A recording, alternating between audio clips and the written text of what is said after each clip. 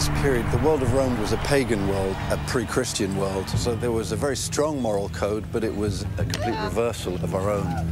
They were a completely different kind of animal. On the one hand, you have this incredibly civilized, sophisticated society that built these amazing, extraordinary buildings, a very sophisticated system of religion, of gods and goddesses and order. And then, on the other hand, were just brutally murderous. This is not a robbery.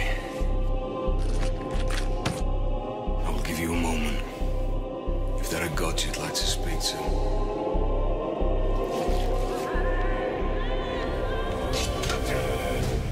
Religion is everywhere in Rome. It's part of everything you do from the moment you get up in the morning to the moment you go to bed at night. But religion has nothing to do with morality. Religion is there to protect the state. The gods have abandoned Rome. If Mars was watching, he would not allow such a disgrace. It's not there to make you good or bad. It's functional. To the Romans, the gods were everywhere. So when creating these characters in this world, we and the actors had to be aware of the immediate presence of the god. So you're constantly seeing the candles burning in the corner of the atrium, lighting up the masks of the ancestors. But you'll also see the small flame burning on the shrine to the household gods. You'll see Niobe in her insula, making sure that she shares a small part of the meal she's just had with the god or goddess. So in everyday ways, it's just constantly there. I offer this feast to you. I swear on Jupiter's stone. I swear on Jupiter's stone. I do not like to quarrel with fortune, and clearly she's taken you for a pet. Thank you, Apollo. You vowed to Persephone. You vowed you would hold your peace. But in more spectacular ways, we've also tried to build in some examples of religious ritual that will probably be more surprising to an audience that don't necessarily know much about that Roman world.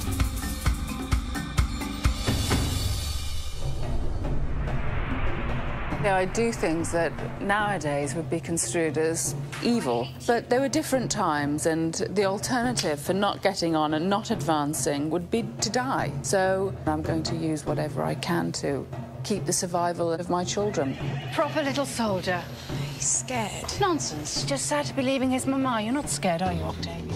When Attia goes to pray for the safety and the deliverance of her son, who's missing in Gaul, and she goes to take part in a pretty extraordinary rite. They're called the cult of Cybele, the Great Mother. It was a cult brought from the Eastern Mediterranean.